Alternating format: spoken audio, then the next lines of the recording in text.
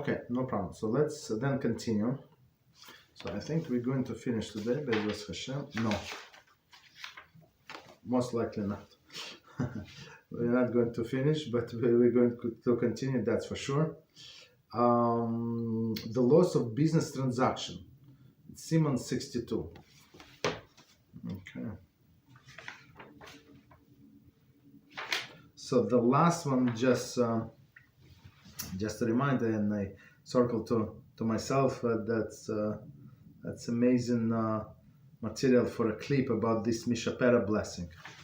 That they just agreed. There was no transfer of merchandise, no transfer of money, nothing was signed, but the agreement was reasonable, right? So we called this guy who is trying to break the deal, and the Beis Din give him like a warning if he's going to back off. So, and actually they give him a curse, they curse him, because that's now how a Jew should conduct his business, right? So if you have believed in HaShem, so it says not to back off in this situation, and that person insists for whatever reason. So even like in my mind, like even if you're going to lose in this situation, but HaShem is not going to let you down just because you did what he said, and he's going to punish you. No, maybe you're going to lose in this deal, but you're going to win in another deal. That's it. So yeah. All right. So continue. Halacha number 16, and it says, it is indeed appropriate for a person to stand by his words, even if none of the above action has been taken. There is even if he had not yet given them any money, and he had not marked the item, and a transaction has been completed, and a transaction has not been completed.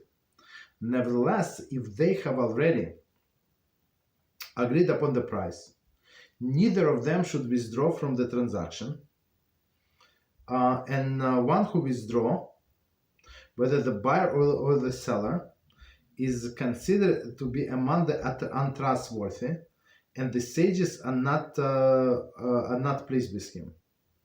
Okay. So let's stop here, go from the beginning, and we're going to explain what is going on.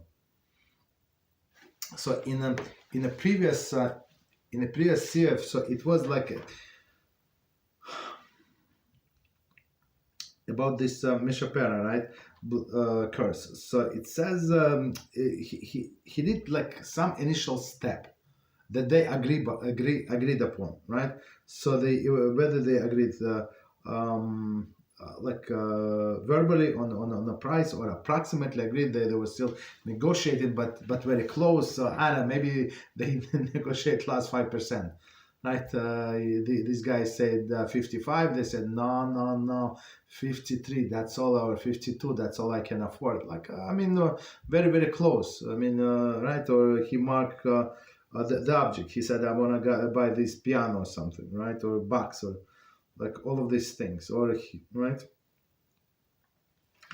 So now in this halacha we say even if none of this were done, none of these actions were done, but they agreed only verbally. Right? So one more time, and we're going to explain. It is indeed appropriate for a person to stay by his word, even if none of the above action has been taken. So it's very very important, as we said in the class about tzedakah. Right? It's very very important for a Jew to keep his promises or her promises. So if somebody did it like made a promise in a mistake, right? I don't know, like they did not see the zero, or I don't know, like or something, or they missed 2 zeros. That's understandable. But otherwise, if a person like was clear-minded and he or she understood what was said, so you must keep your promises, right? Even though it's nobody said it is a promise, nobody said I swear, nobody said. Right, none of the formula. Okay. Even now the above action has taken place, there is, even if had not been given the money. So, and even not given the money, just so we understand, to remind us, money itself is not transaction. It's money itself is returnable. So if guy changed his mind, he can return the money, no problem. Continue. And he had not marked the item, so he just they agree in general, and the transaction had not been completed. Okay, so that's it. They nothing, right? So transaction is completed when person makes a kinyan. If it's for example, if it's animal, so you have to move the animal, so it would walk 2 steps. If you sell your car, I guess you have to like drive away, right? Or a bicycle, you have to, right? See, or something, right? Or if it's tomatoes, so you have to put it in your bag or something, or in their bag, but you take it like you hold it, right?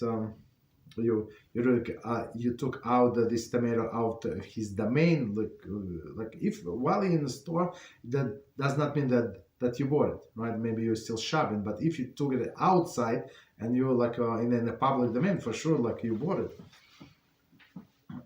right? So okay. But okay, so continue. Nevertheless, they have agreed upon the price. Okay, neither of them should withdraw from transaction. Again, so the word "should" means that technically you can, and you're not going to break any laws. Okay, because again there was no kinyan, right? Should not withdraw from the transaction, and one who does withdraw, whether it be buyer or seller, so that does not matter, right? Is considered to be untrustworthy, and the sages did not please are not pleased with him. 25 commentary. In this case, since no formal action has been taken, one is not liable to be cursed for withdrawing from the agreement. So in the previous case, yes, it was like he marked the item, one second. Mark the items or some other some other things, or like some other steps to the completion of the transaction were taken. Here, no. Okay, so still, so he's not going to get curse, but still it's not proper, right? For it is appropriate that the Jewish person stand by his words. How do we know? As the verse says in Tzfanya 3:13, the remnant of Israel will not commit a corruption. They will not speak falsehood. So, and it's very interesting. It says remnant of Israel, so I'm not sure what does it mean remnant in that specific case. Okay, we need to see there for explanation. Okay, but again, so it's not proper for a Jew. So it is proper for a Jew to stand by his words. Okay, continue. Moreover, God-fearing Jew should uphold even the thought that had not been taken, but remain in his heart. So commentary. Certainly, silent commitment is not binding, and one is not considered untrustworthy for failing to abide by it. However, the higher level of integrity requires that a person should even uphold that commitment. I'm not sure. I'm checking quickly. 1 second.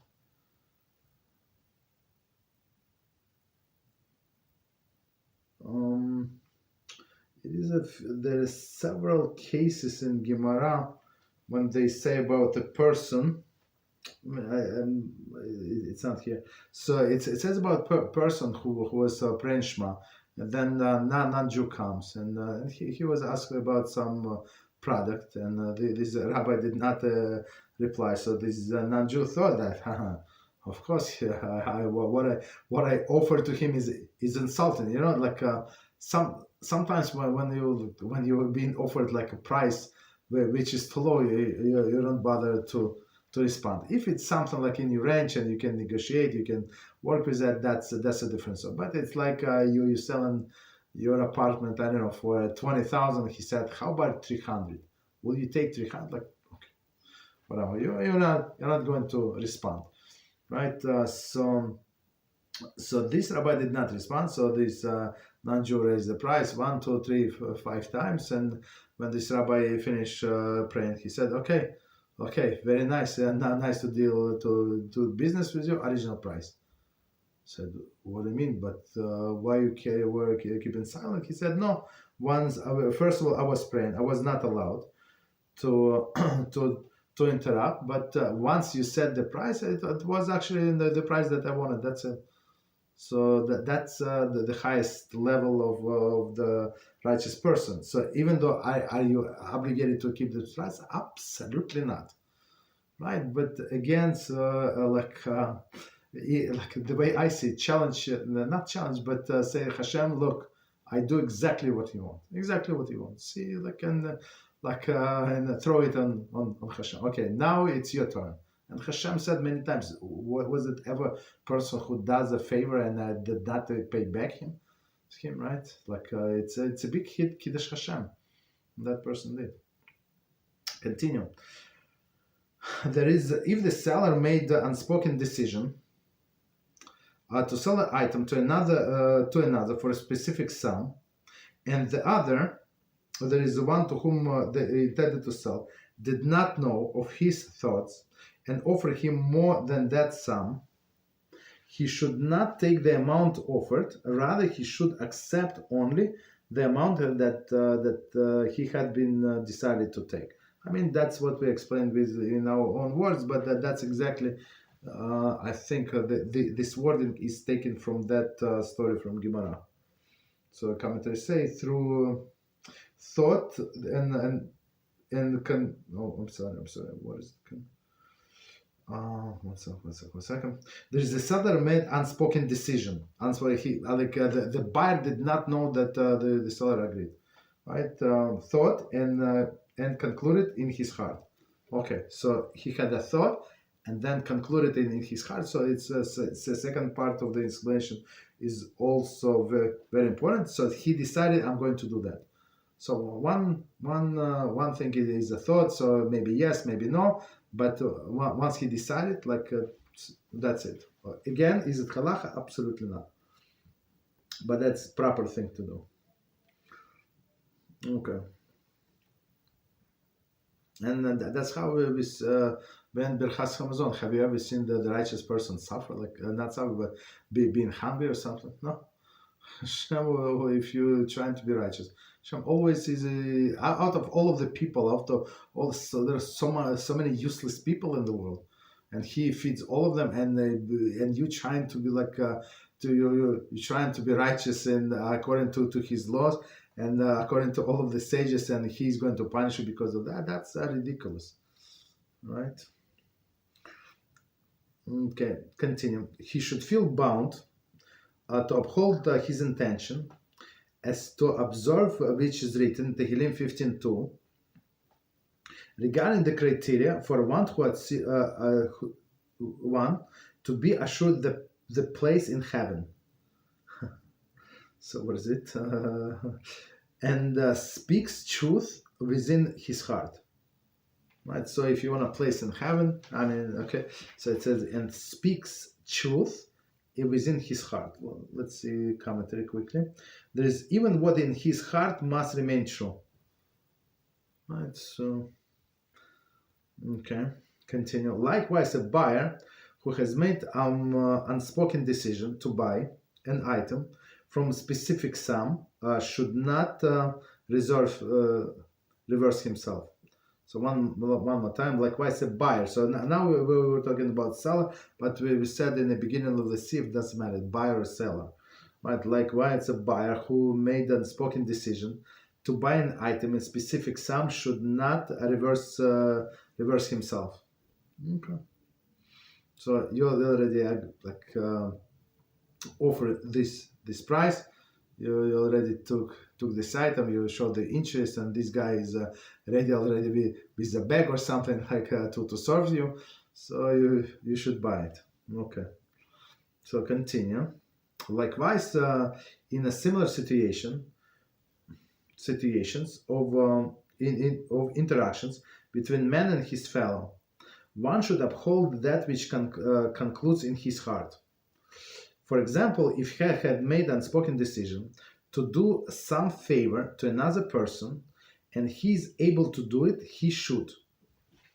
So that's, however, in regard to his own needs, anytime they do not involve the mitzvah ramifications, right, he's not required to uphold even which expressed by his lips. Okay, so let's do this paragraph one more time and we're going to explain. So now it's not business dealings, but between people, right? Likewise, in all similar situation of interaction between man and his fellow, one should uphold that which concludes in his heart. Meaning, if you have a thought to help somebody, I don't know, maybe you heard that to drive somebody to airport or something. I don't know. For example, if he had made the unspoken decision to do some favor for another person, right? So he said in his head, look, I'm off that day, so I can actually drive him. Okay, and he is able to do it. He should. Okay, so meaning if such a thought enter your mind and you decided to do it, so if you're able to do it, you should. Okay. So of course, Yitzhak is going to get involved, but just so you know, it's better to do it. However, in regard to his own needs, if any time they do not involve mitzvah ramifications, so what does it mean? Commentary. See below 67.4. Okay, we're going to get it. Which says that one should express the decision to do a mitzvah. To do a mitzvah is obligated to keep his words. So meaning, if he thought about mitzvah, express decision. So if he said about the mitzvah out loud, he must do it. Okay. So one more time the whole sentence. However, in regard to one's own needs, okay. So he wants to do something. Okay, for himself. Any time they do not involve ramification of the mitzvah. So he said, yeah, I have to do it for myself, treat myself, right? So if it's not a mitzvah, he's not required to uphold even that which is expressed by his lips, as long as he did not take an oath to do that thing. See Siman 67. Meaning for yourself, if it's not necessary, you can skip.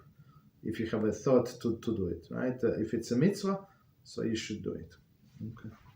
Very, very interesting, Sif, right? So again, it's not halacha, meaning Beis Din cannot force you to do as it says in this halacha, but it's very, very proper to do so.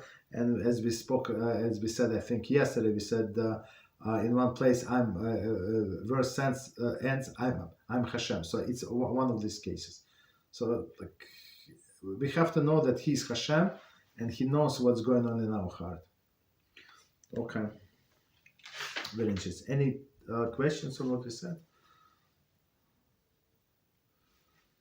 Continue. Okay. Rabbi? Yeah, go ahead. There's a question on the board. It says, Shalom Kudra. Since get, it's a mitzvah, does this apply to get? What's a get? Meaning the divorce paper? I am not sure. Yes, our friend says yes. Okay. So say it again. So there is a get as a divorce, and then what? Tell me what else. Since get, it's a mitzvah, does this apply to get?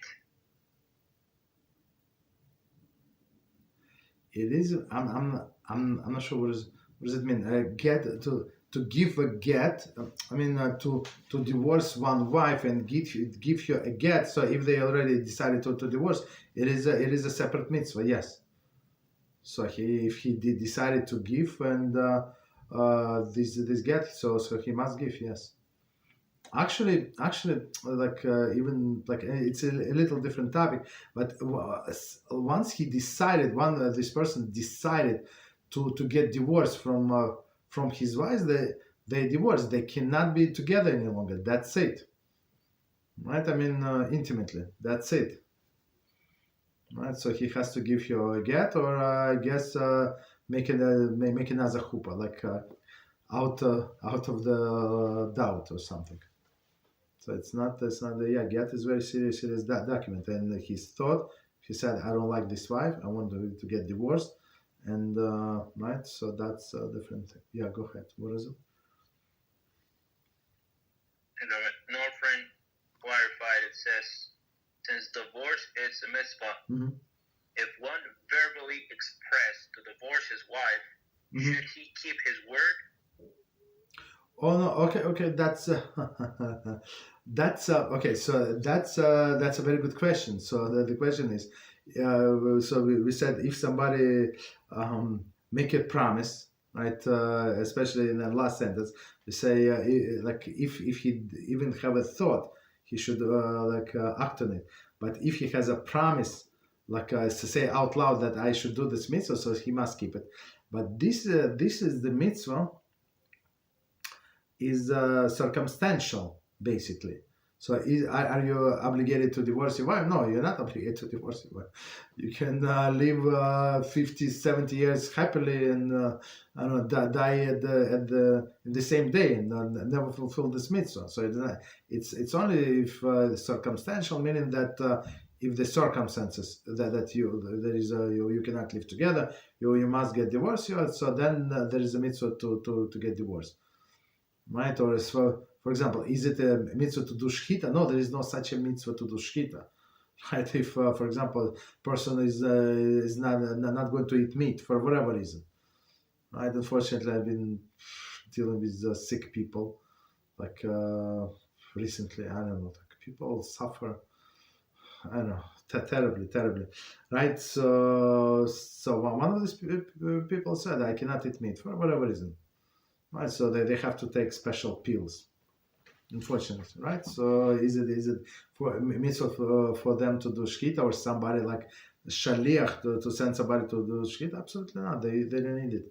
So if somebody decided to get divorced, no, he's not obligated to do the mitzvah. He can change his mind. Okay. So right. So change his mind, and even actually they got divorced, and they can marry again. So the question would be, I don't exactly remember the procedure, but it's not so simple. They decided to divorce, and okay, let's not divorce, let's try again. So I think it's something like legally has to happen. Don't remember exactly the details, but it's not so simple. Okay. What else? Continue. You're welcome. Okay. So let's continue. So it's 17. Similarly, one who tells his fellow that he will give him some small gift, since due to the small gift involved, the one who was told that the gift would be assumed. So I actually see I spoke about this halachas, but it's not from this book, whatever I just recently, because I learned in another book. So we went there in details. So, but okay. So it seems, it's like sounds to me that we learned, but learned together, but we did not. Okay. So one more time. Similarly, one who tells his fellow that he will give him some small gift, since due to the small gift involved, one who was told about the gift would assume that one who indicated his intent to give gift would certainly give it to him. If the giver reneges and does not give it, he's included in among untrustworthy. So here's another example. So untrustworthy, we said somebody who makes a promise and does not deliver on a promise. Again, like it's from like a case from previous sieve, right? So we said there. 1 second. We said that there was no like formal transaction, was not even beginning of the transaction. So the guy said, I'm going to give you some small gift. I don't know what is a small gift. I don't know, like I don't know. He said, I'm going to buy you your favorite cookies, let's say. So I remember when you were in my house, you like these cookies. I'm actually going to this bakery. I'm going to drive by this bakery. I'm going to buy these cookies for you. Okay. So let's say it's not a big deal, this cookies. So this person who was promised to get this cookie, it's like a normal, like he would, and the person who promised, he's not exactly like broke person. He has a job, he's a well-to-do person. So for him to get this cookie, it's not a big deal. And let's say to make the cases more stronger, there is a parking, like free parking and always parking. Let's say on the street. So it's not like no, I could not find the parking that's store was overcrowded. So nothing like that. Okay. So like it would be normal for that person who was promised the recipient, potential recipient, to count on this gift, right? Because it was like nothing out of ordinary. So in this case that he promised to do so and did not deliver, so he's going to be among the untrustworthy person. Right? Continue. However, if he had said that he would give a large gift and neglected to do so, it is not considered untrustworthy behavior. For one who was promised the gift does not rely on this statement of intent, he is not totally confident that he will receive it. So as we said, the example that we gave is you're such a nice people, such a nice couple, I should buy you an apartment. No, I should buy you an apartment in this neighborhood. Let's say, and the person had money. It's not like it was. Maybe he was not the richest person, but technically, he could have done it. But do we take it seriously? Most likely not. You understand? So in this case, we're not going to call him trustworthy. So maybe meaning he was trying to say something nice, not nicely sound. Even though we should not do that, but after the fact, he's not untrustworthy because we don't believe him. Okay. We not believe it. We did not really count that we would get cookies. Yes, apartment most likely not. Nevertheless, although a person would not rely upon the promise of a large gift, at the time one says it, that he is willing to give another gift, even the large one, it must be with a full intent to give a gift, without any intention to change his mind. So now we're talking about the giver. So, I mean, we must be truthful people. And it's funny, it says the remnant of Israel will not commit corruption and they will not speak falsehood. So falsehood, like this person had all of the beliefs like that you're going to give him. Right? All of the hopes, especially as we said in our tzedakah class, this poor person. You cannot say, no, blineder.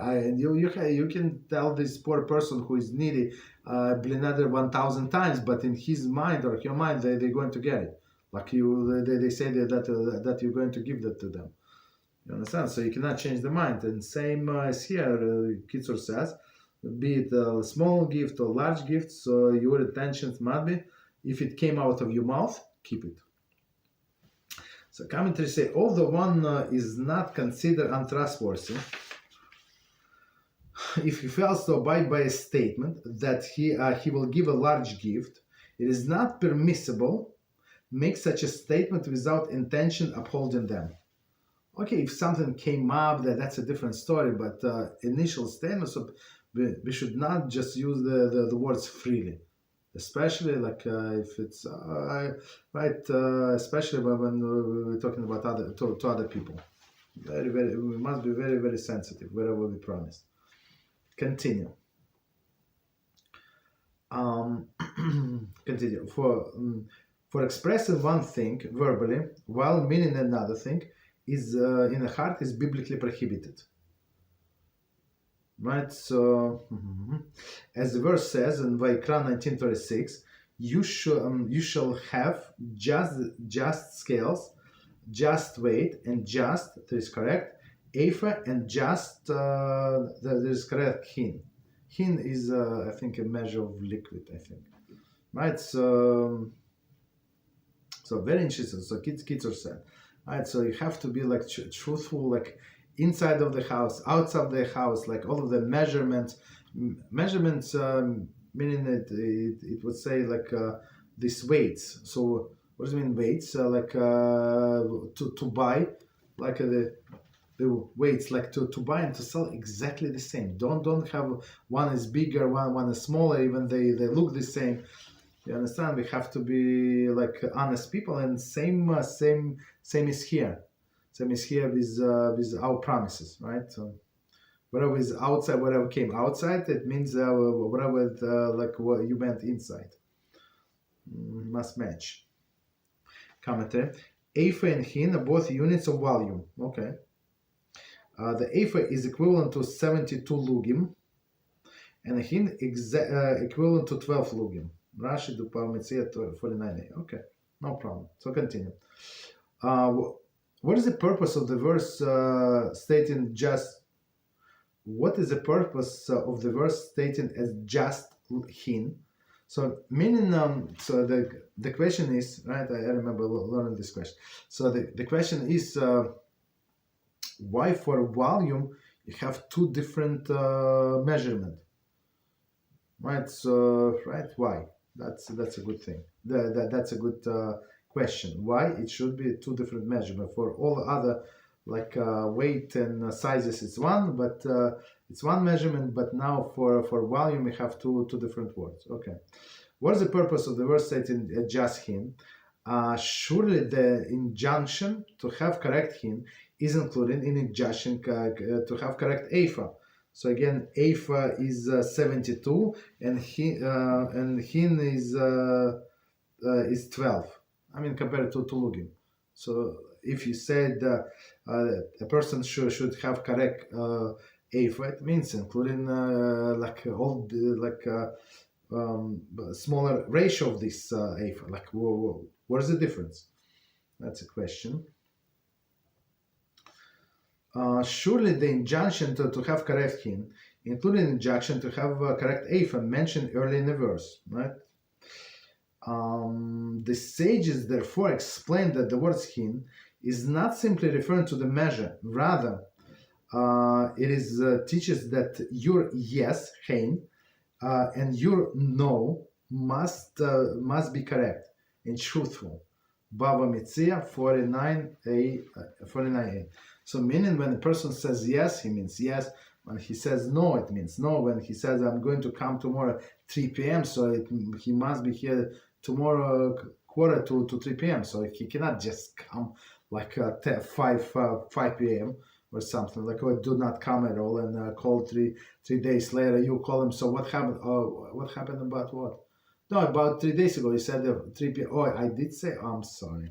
But were you waiting for? Yeah, we are counting you, yeah. Right, so don't be such a person. So commentaries say, consider that the Torah is concerned about the slightest deviation from the large measure, such a ephah. Surely it is concerned about deviation in a smaller measure, such as hin, since the deviation will be proportionally larger, right? I mean, if we talk in a percentage wise. Why then does the Torah mention hin in addition to ephah, right? So that's the question. And the last commentary we're going to say about the spelling, the word hin, right? It's can be read as hein. So letters are exactly the same. It's hey,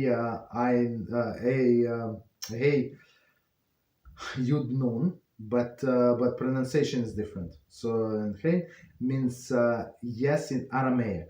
Okay. Accordingly, the Torah mention of correct hint can be interpreted as teaching. When one says yes or no, he should make sure that it is correct. That the making verbal commitment, one must be sincere. So I mean, we got it from the previous page. I mean, but he just give another proof that that's what the Torah mean, right? And if you say yes, do it. If you say no, okay, you can change your mind. Okay, so continue. All above discussion, there is a difference between large and small gifts, referred only to a promise that has been made to a wealthy person. Ooh, wow. Right, exactly as we said, right, to a wealthy person, not to a poor person. However, one who says that he will give a gift to a poor person, then regardless of whether the commitment was a small gift or a large gift, he may not renege even according to the stricter letter of the law. That's it, right? So you see all of these classes, all of the tzedakah laws. It's like very, very clear here, right? It's a law. So you promise to the forget it. You remember you use a formula for a promise, for oath, from nether, nothing, right? But you said that to this poor person, you're going to do it, you must do it. Commentary. There is here, it is not merely pious behavior to keep one's words, but it's absolutely requirement. Meaning what? That we promise something to send something to a poor person. Okay.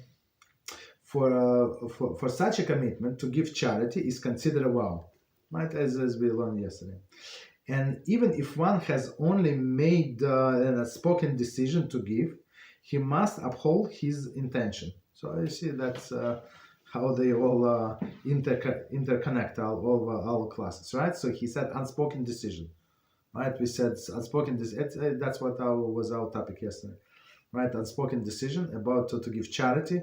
So and to such and such individual. So of course we went in details. So if a person did not know, so if you should give it to him, but if you cannot find it, this and that, so you can give it to another person. But this unspoken decision, it's an obligation. Commentary. Although generally a vow is binding only if spoken, see below 67.6, so we're going to get it. Unspoken commitment to charity also considered a vow and must be fulfilled. Right, see laws of vow and oaths below Siman 67. So very, very, very practical, very, very powerful halachas. Any questions on what we said? Very interesting.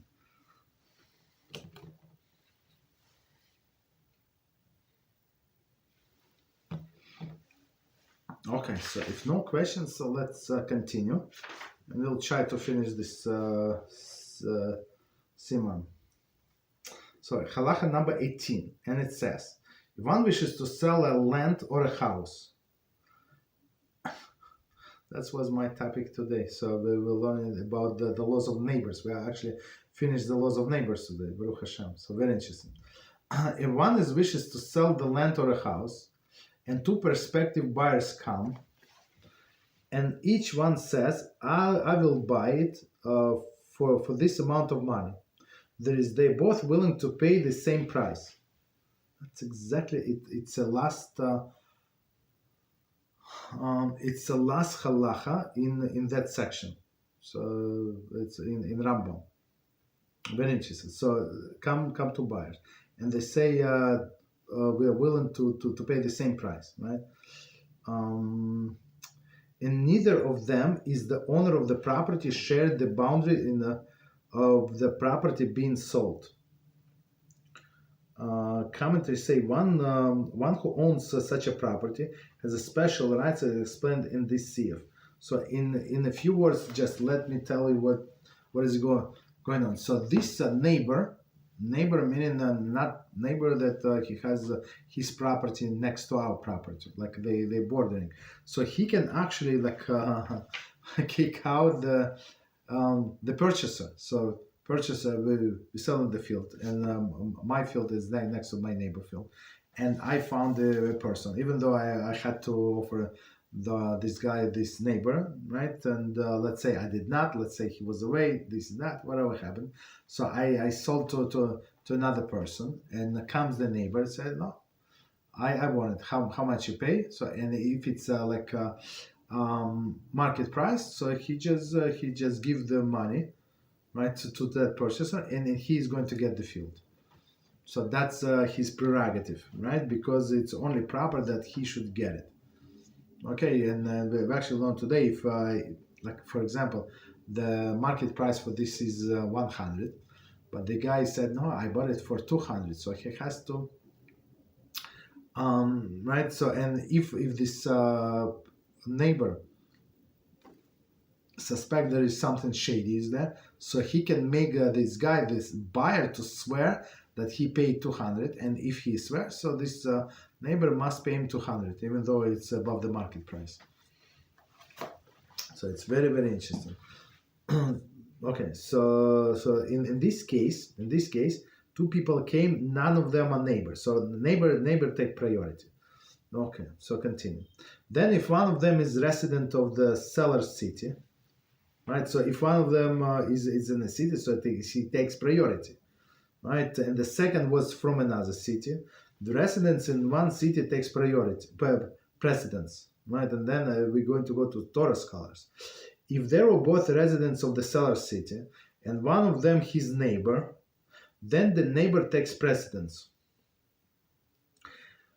The neighbor, the way I understand, I mean, there is no explanation, but from Rambam, I understand the neighbor, like it's not neighbor that our our property, like next to each other. No, neighbors in this case means that he may be 2 houses down or something, but no common border. That's what neighbor means here. However, if the second prospective buyer is a friend with whom one is familiar terms, and he's not familiar with terms with another neighbor at all, then the friend takes precedence. So we're trying to preserve the ways of peace. So, right, okay, friends. If one of them is his friend and another is a relative, then the friends takes precedence, as the verse says in Mishle, right? So we would think like opposite. So if you have a friend and you have a relative, so who should we go with, right? Like a relative? No, Mishle said, 27:10, a close neighbor is better than a distant brother. Commentary: close neighbor refers to a friend. If the neighbor is not also a friend, the relative has a precedence. So meaning close friend, meaning if you need help in the middle of the night, so and your brother, right, lives in another city, okay, he's not going to exactly help you, but this friend is going to help. So in a sense, in like a literal sense, in figurative sense, that he's closer to you, your neighbor, than your brother.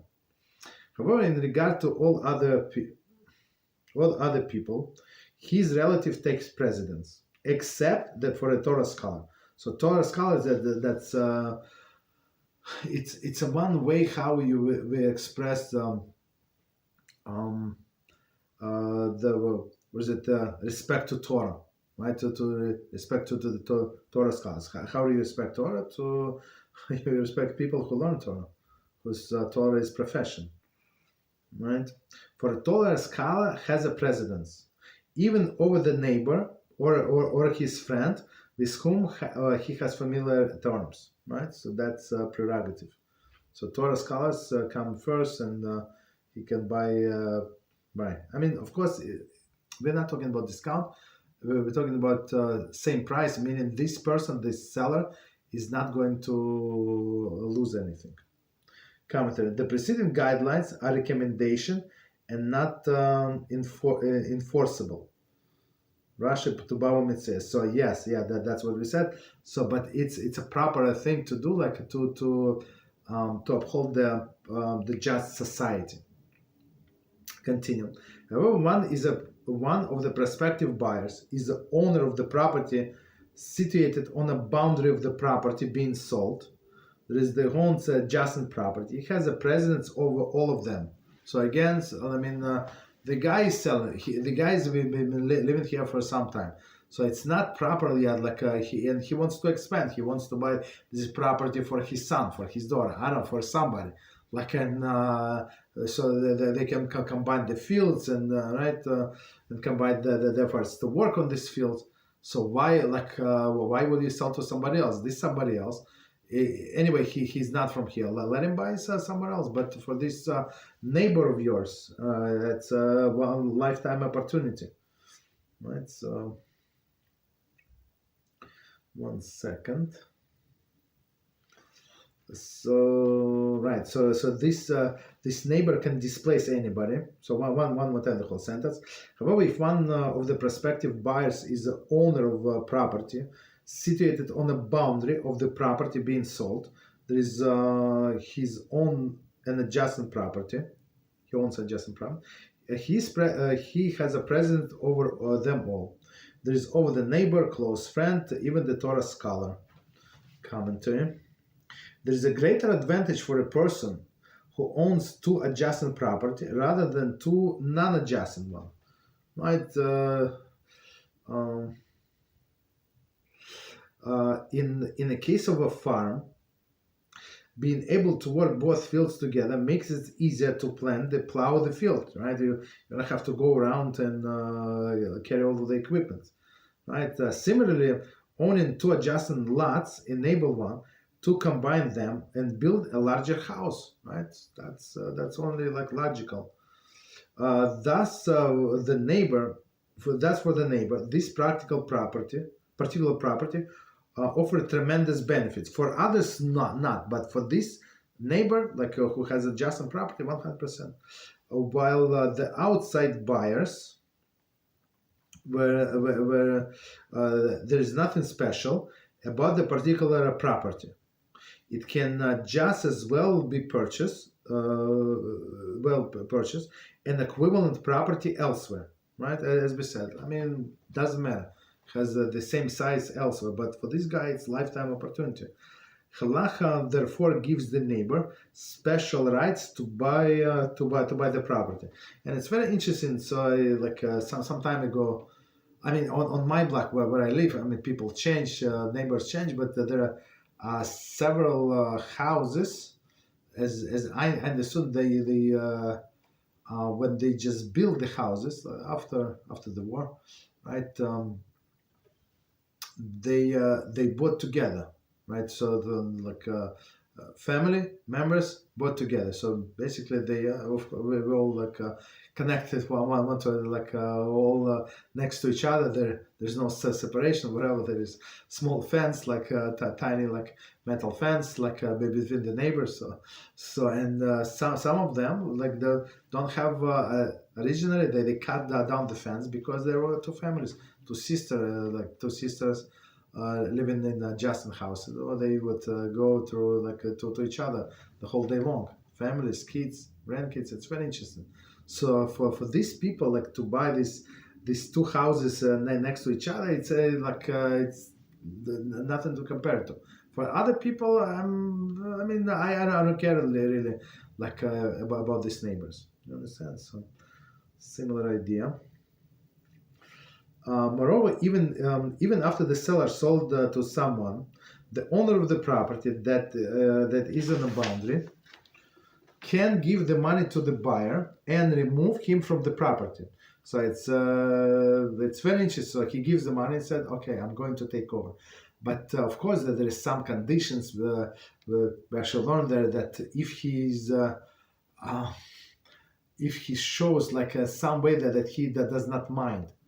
For example, what Muslim does not mind that the guy start building something, and the buyers are built, and this neighbor he's quiet, right? Or he came and started helping this buyer, right? Meaning what? That he's okay. He's not going to try to kick him out, right? So once he did some of these actions, he loses his ability to kick somebody out, right? Continue. Even if the buyer is a Torah scholar and the neighbor is close friend of the even if the buyer is a Torah scholar and a neighbor, and a close friends to the seller, right? And the owner of the adjacent property, an unlearned person, and has no connection to the seller. The owner of adjacent property has a precedence and can remove the buyer from his property. So that's how strict this halacha is, meaning he's Ama Aretz, and this guy is big Talmid Chacham, and he's a friends with a family with a seller. So basically, that he can kick him out. Okay.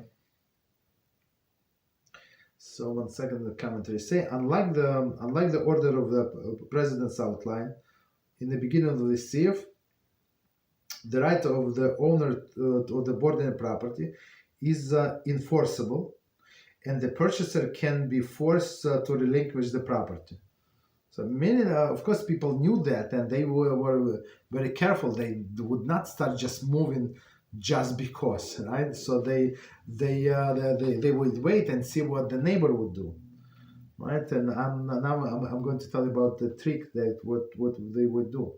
So and this neighbor can remove the buyer from the property. Commentary: the laws regarding the right of the owner of the adjacent property are many and complex.